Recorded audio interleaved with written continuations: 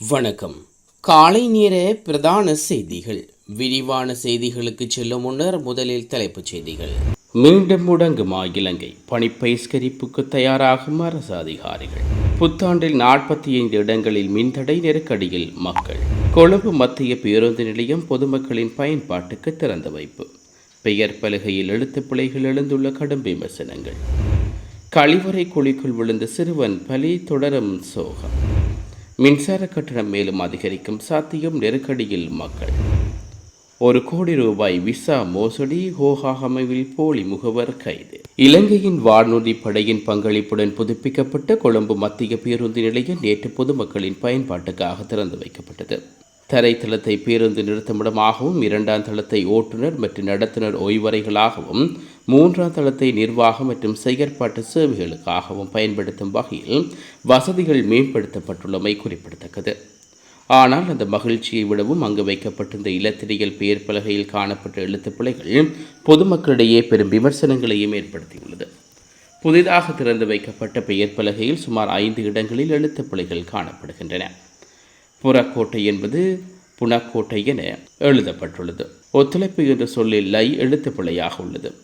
தொழில்நுட்பம் என்ற சொல்லில் லீ என்ற எழுத்து 2 இடங்களில் தவறாக பயன்படுத்தப்பட்டுள்ளது. கிளீன் என்ற சொல் கீலீன் என்று தவறாக பதிக்கப்பட்டுள்ளது. நேற்று காலை தொடக்கம் பலரும் இந்த புனரமைப்பு பணிகளை பாராட்டி புகைப்படங்களை பதிவிட்டு வருகின்றார்கள். ஆனால் 12 மணித்தியாலங்கள் கடந்தும் இந்த மொழிச்சிதவை எவரும் கண்டுகொள்ளவில்லை என்பது வேதனையாக உள்ளது என சமூக ஆர்வலர்கள் சுட்டிக்காட்டியுள்ளார்கள். கடந்த காலங்களில் நரேந்திர மோடியின் வருகையின் போது வைக்கப்பட்ட பதாதைகள் முதல் இன்று வரை அரசு திணைக்களங்களில் தமிழ் மொழி தொடர்ந்தும் புறக்கணிக்கப்பட்டு வருவதும் கொச்சைப்படுத்துவதும் ஒரு இயல்பான நிகழ்வாக மாற்றப்பட்டு வருகிறதா என்று சமூக ஆர்வலர்கள் கேள்வி எழுப்பி வருகின்றனர். அரசு மருத்துவ அதிகாரிகள் சங்கம் இன்று காலை 8 மணி தொடக்கம் 48 மணி நேர பணி புறக்கணிப்பை முன்னெடுக்க உள்ளதாக அறிவித்துள்ளது. சுகாதார அமைச்சின் தன்னிச்சையான தீர்மானங்களுக்கு எதிர்ப்பு தெரிவிக்கும் வகையில் இந்த நடவடிக்கை எடுக்கப்பட்டுள்ளது. படிப்பின் பின்னராக வரையறுக்கப்பட்ட சேவை வைத்தியர்களின் நியமனத்துக்கு எதிர்ப்பு தெரிவித்து இந்த பணி புறக்கணிப்பு போராட்டம் முன்னெடுக்கப்பட உள்ளமை குறிப்பிடத்தக்கது. டிட்வா சூறாவளி காரணமாக தற்காலிகமாக தடைப்பட்டிருந்த வடக்கு தொடர்ந்து பாதையின் போக்குவரத்து சேவைகள் இன்று தொடக்கம் மீண்டும் ஆரம்பிக்கப்படும் என இலங்கை தொடர்ந்து திணைக்களம் அறிவித்துள்ளது. சூறாவளியினால் பாதிக்கப்பட்ட தொடர்ந்து பாதைகளை சீரமைக்கும் பணிகள் நிறைவடைந்துள்ளதை அடுத்து இன்று தொடக்கம் தொடர்ந்துகள் வழமை போல் இயங்கும். எதிர்வரும் புத்தாண்டு காலத்தை முன்னிட்டு சொந்த இடங்களுக்கு செல்லும் பயணிகளின் வசதிக்காக வடக்கு பாதையில் பல மேலதிக தொடர்ந்து சேவைகளும் இணைக்கப்பட உள்ளன. அனுராதபுரத்தில் நீரில் நிறைந்திருக்கும் கழிவறை குழிக்குள் விழுந்து சிறுவன் உயிரிழந்துள்ளார். மருதன் கடவுள போலீஸ் பிரிவுக்குட்பட்ட பகுதியில் நிர்மாணிக்கப்பட்டு வரும் வீடொன்றுக்கு அருகில் விளையாடிக் கொண்டிருந்த சிறுவனே இவ்வாறு உயிரிழந்துள்ளார்.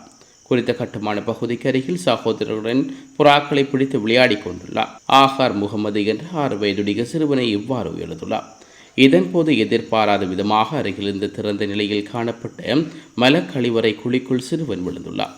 சிறுவன் குழிக்குள் விழுந்ததைக் கண்ட சகோதரர்கள் மற்றும் அயலவர்கள் அவர்களை மீண்டும் உடனடியாக வைத்தியசாலையில் அனுமதித்த போதும் சிகிச்சை பலனின்றி அவர் உயிரிழந்துள்ளார். சம்பவம் தொடர்பாக மேலதிக விசாரணைகளை போலீசார் மேற்கொண்டு வருகின்றனர். இலங்கையில் அதிகரித்து வரும் எரிபொருள் விலை மற்றும் செயற்பாட்டு நெருக்கடிகள் காரணமாக 2026ஆம் ஆண்டில் 2ஆம் காலாண்டின் மின் உற்பத்தி செலவு மற்றும் திட்டமிடல் குறித்து புதுப்பிக்கப்பட்ட அறிக்கையை தேசிய மின் கட்டமைப்பு நிறுவனம் சமர்ப்பித்துள்ளது. நாட்டின் மின் விநியோகத்தை உறுதிப்படுத்தும் தேசிய கட்டமைப்பு இயக்குநராக நிறுவனம் குறிப்பிட்ட சில மின் உற்பத்தி நிறுவனங்களின் டீசல் மூலமாக மின் உற்பத்தியை அதிகரிக்க வேண்டியதன் கட்டாயம் ஏற்பட்டுள்ளதாகவும் தெரிவித்துள்ளது.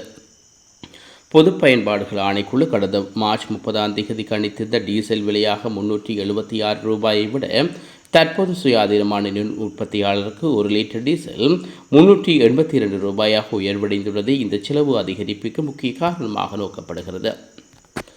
அதிகரித்து வரும் இந்த எரிபொருள் செலவுகள் மற்றும் விநியோக சவால்கள் மின்சார சபையின் நிதி நிலைமைக்கு பெரும் அச்சுறுத்தலாக அமைந்துள்ளதாகவும் இந்த அறிக்கை எச்சரிக்கிறது.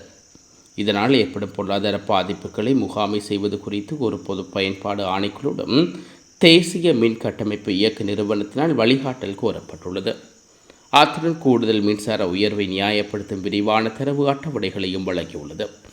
கடந்த 2026ஆம் ஆண்டு ஏப்ரல் 1ஆம் தேதி தொடக்க நடைமுறைக்கு வந்த மின்சார திருத்தத்தில் 30 அலகுகள் வரை பயன்படுத்த நுகர்வோருக்கு சிறிய அளவிலான கட்டண உயர்வும் அதிகப்படியாக பயன்படுத்துவோருக்கு 25% வரையான கட்டண உயர்வு விதிவித்த நிலையில் தற்போது மீண்டும் ஒரு கட்டண உயர்வுக்கான சாத்தியக்கூறுகள் அறிக்கையின் மூலம் உருவாகியிருக்கின்றன.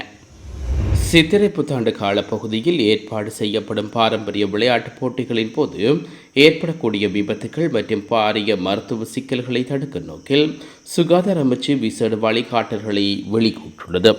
சுகாதார அமைச்சின் தொற்றா நோய் பிரிவினால் இந்த அறிவுறுத்தல்கள் வழங்கப்பட்டுள்ளன. குறிப்பாக வழக்கு மரம் ஏறுதல், கயிறு இழுத்தல், தலையணை சமர், முட்டி குடைத்தல், கிராமிய ஓட்டப்பந்தயங்கள், சைக்கிள் ஓட்டம், நீச்சல், படகோட்டம், கரண்டியா, செலிமிச்சை கொண்டு செல்லுதல் மற்றும் சாக்கு ஓட்டம் போன்ற அதிக போட்டித்தன்மை கொண்ட விளையாட்டுகளின் போது பாதுகாப்பை உறுதிப்படுத்துவதில் விசேட கவனம் செலுத்தப்பட்டுள்ளது. இந்த விளையாட்டுகள் உற்சாகமானவை என்றாலும் அவற்றின் போட்டித்தன்மை காரணமாக வீரர்கள் மற்றும் பார்வையாளருக்கு காயம் அல்லது உடல் ரீதியான கோளாறுகள் ஏற்பட வாய்ப்புள்ளதாக சுகாதார அமைச்சு சுட்டிக்காட்டியுள்ளது. எனவே கொண்டாட்டங்களின் போது அனைவரது பாதுகாப்பையும் உறுதிப்படுத்தும் வகையில் இந்த வழிகாட்டல்களை பின்பற்றுமாறு ஏற்பாட்டாளர்கள் பொதுமக்களிடம் கோரிக்கை விடுத்துள்ளார்கள். சிவனேசன் துரை சந்திரகாந்தன் எனும் பிள்ளையான் தமிழினத்தின் துரோகி என தமிழ் அரசியலில் நீண்ட காலமாக பலரால் தெரிவிக்கப்பட்டு வருகிறது. ஆயுத போராட்ட காலத்தில் அவர் செயற்பட்ட விதம் மற்றும் அவரது முகாம்களில் நடத்தப்பட்டதாக கூறப்படும் அதிர்ச்சி தரும் சித்திரவதைகள் குறித்து பல தகவல்கள் வெளியாகியுள்ளது. தடுத்து வைக்கப்பட்டவர்கள் மீதான மனிதாயுமற்ற சிதைவுகள் மற்றும் காணாமலாக்கப்பட்டவர்கள் குறித்த திடுக்கிடும் உண்மைகள் என சில செய்திகளும் வெளியாகி வருகின்றன. இந்நிலையில் இவ்விடயம் குறித்து பிரித்தானியாவிலிருந்து தெய்வேந்திரம் இந்திரதாஸ் ஊடாக நேர்காணல் ஒன்றும் தெரிவித்துள்ளார். வெளிநாட்டு வேலைவாய்ப்பு பெற்றுத் தருவதாக கூறி ₹1 கோடிக்கும் அதிகமான தொகையை மோசடி செய்த குற்றச்சாட்டில் மகரகம பிரதேசத்தில் பெண் ஒருவர் கைது செய்யப்பட்டுள்ளார். இலங்கை வெளிநாட்டு வேலைவாய்ப்பு பணியகத்தின் விசேட புலனாய்வு பிரிவினரால் முன்னெடுக்கப்பட்ட சோதனை நடவடிக்கையின் போதே இந்த கைது நடவடிக்கை மேற்கொள்ளப்பட்டுள்ளது.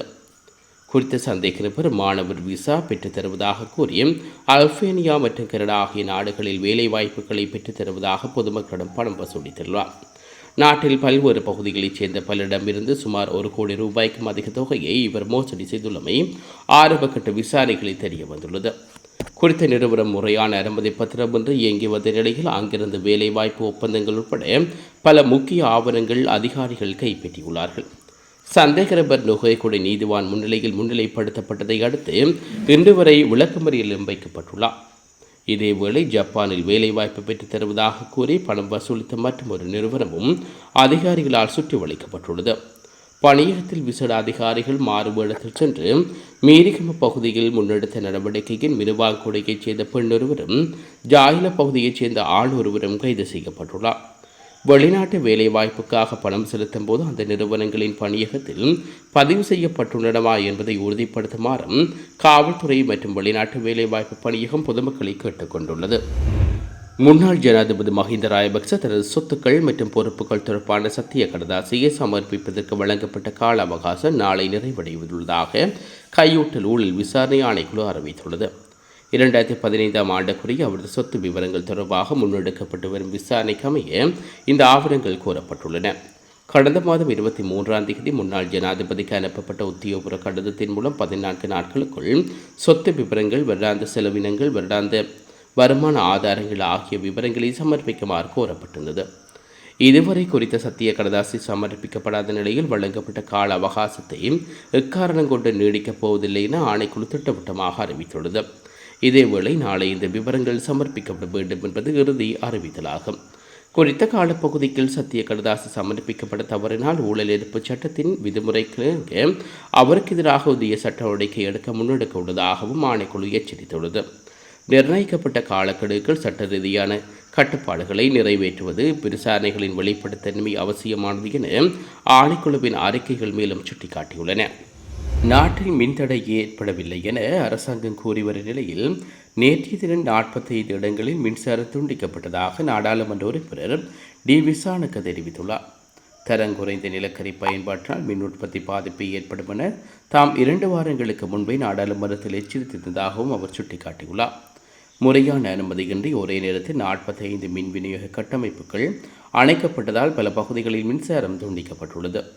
அரசாங்கம் இதனை மின்சார செயலிழப்பு என அழைத்தாலும் இலங்கை மின்சார சபையின் கட்டுப்பாட்டு மைய அறிக்கையில் இது மனுவல் லோடிங் ஷீட்டிங் என பதிவாகியுள்ளதாக அவர் குறிப்பிட்டுள்ளார். தரம் குறைந்த நிலக்கரி காரணமாக சுமார் 150 மெகாவாட் மின்சார உற்பத்தி இழப்பு ஏற்பட்டுள்ளது. இதன் காரணமாக மின் இணைப்புகள் துண்டிக்க வேண்டிய நிலை ஏற்பட்டுள்ளதாக கூறியுள்ளார். மின்சாரத்தை துண்டிப்பதற்கு முன்னர் பொது பயன்பாடுகள் ஆணைக்குழுடன் அனுமதியை பெறுவது கட்டாயமாகும். ஆனால் மின் தடைக்கு எவ்வித அனுமதியும் பெறப்படவில்லை என அவர் மேலும் குற்றம் சுமத்தியுள்ளார். இத்துடன் பிரதான செய்திகள் நிறைவுக்கு வருகிறது.